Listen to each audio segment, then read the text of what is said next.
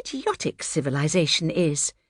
Why be given a body if you have to keep it shut up in a case like a rare, rare fiddle? No, that about the fiddle is not quite what I mean, she thought, running up the steps and feeling in her bag for the key. She'd forgotten it as usual, and rattling the letterbox. It's not what I mean because... Thank you, Mary.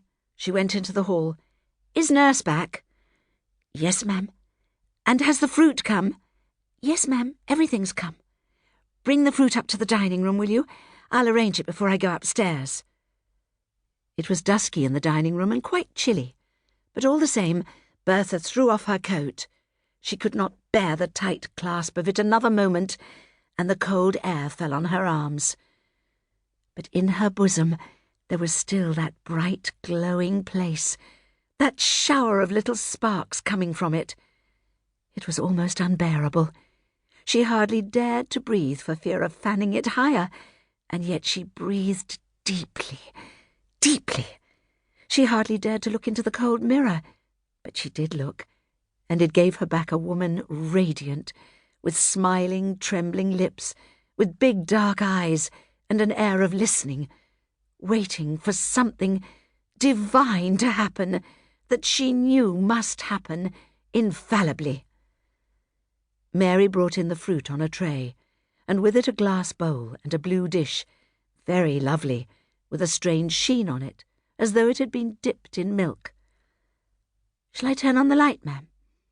No, thank you. I can see quite well. There were tangerines and apples, stained with strawberry pink, some yellow pears, smooth as silk, some white grapes covered with a silver bloom, and a big cluster of purple ones. These last she had bought to tone in with the new dining-room carpet. Yes, that did sound rather far-fetched and absurd, but it was really why she had bought them. She had thought in the shop, I must have some purple ones to bring the carpet up to the table. And it had seemed quite sense at the time. When she had finished with them and had made 2 pyramids of these bright round shapes, she stood away from the table to get the effect. And it really was most curious, for the dark table seemed to melt into the dusky light, and the glass dish and the blue bowl to float in the air. This, of course, in her present mood, was so incredibly beautiful. She began to laugh. No, I'm getting hysterical. And she seized her bag and coat and ran upstairs to the nursery. Nurse sat at a low table giving little Bee her supper after her bath. The baby had on a white flannel gown and a blue woolen jacket, and her dark, fine hair was brushed up into a funny little peak. She looked up when she saw her mother and began to jump. Now, my lovey, eat it up like a good girl, said Nurse, setting her lips in a way that Bertha knew, and that meant she had come into the nursery at another wrong moment.